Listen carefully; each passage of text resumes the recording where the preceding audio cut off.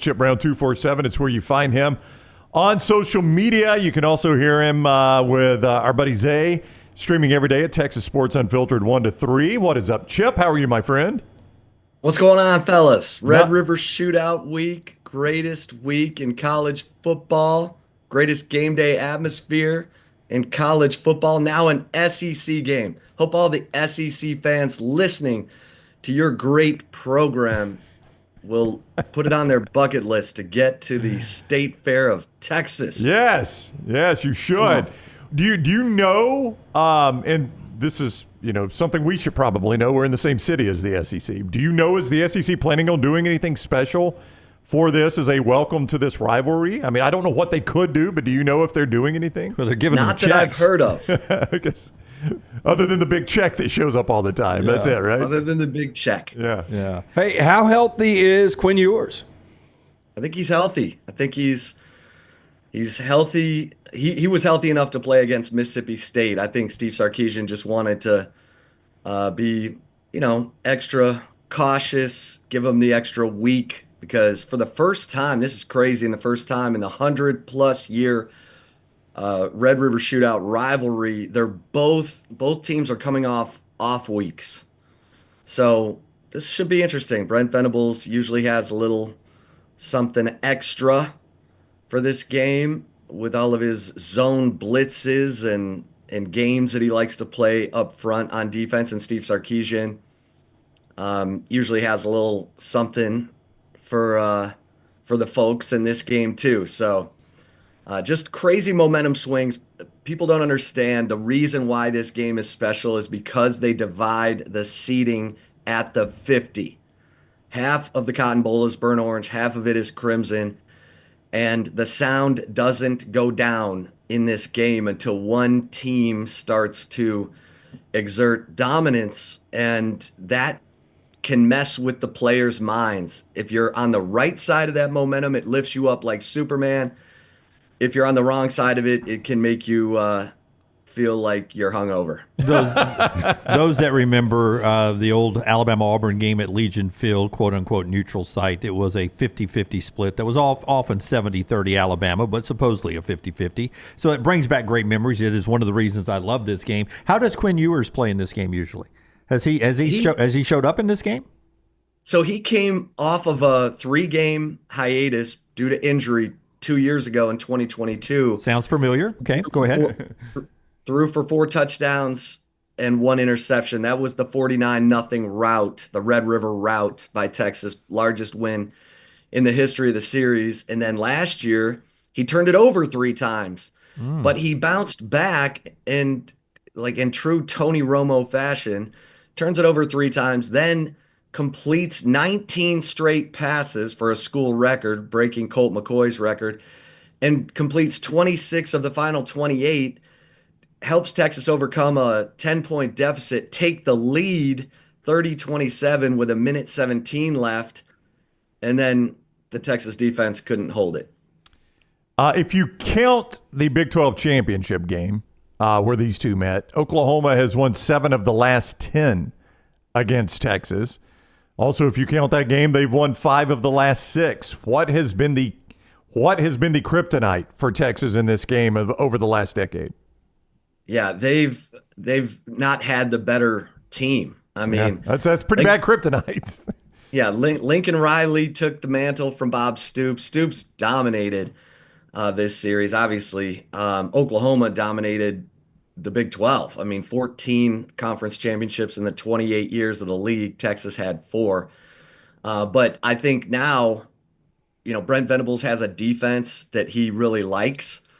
Feels like it's okay. This is my defense. I mean, the last 2 years, Brent Venables' first and second year on the job, his offense was the better side of the football. Now, clearly, it's his defense, especially with the quarterback issues that OU's had, going from Dylan Gabriel, who beat Texas. I mean, he beat Texas last year with 113 rushing yards in this game. In addition to his accuracy passing, he goes to Oregon. OU's got Jackson Arnold, but he's a turnover machine, 5 turnovers through the first 3 games. They go to freshman Michael Hawkins, who's taking care of the football, but I mean, he's getting by on bread and water. I mean, they're hitting like 4 explosive plays. They only had 47 plays on offense against Auburn. I mean, and they won thanks to their defense with that pick 6. They're calling it the Kip 6 because it was Kip Lewis who picked it off and returned it for the go-ahead touchdown. And didn't think that would be a monumental moment in Oklahoma football history. The Kip 6? They're sitting at 4-1, Chip. They're a top 20 team, at least in the rankings. They don't feel like that at all, though.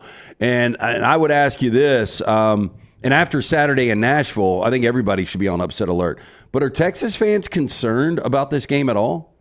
Yes, because they were 5-point favorites last year and lost. And so I think if Quinn Ewers picks up where he left off in this game a year ago, or if he plays like he has in, at Alabama, at Michigan, where he's, converting third downs like at a crazy rate and throwing 3 touchdown passes, no interceptions, it'll be it'll be a nice day at the State Fair for Texas fans, because Quinn Ewers, this is the year that he's been shooting for. He wants to do something special with this team.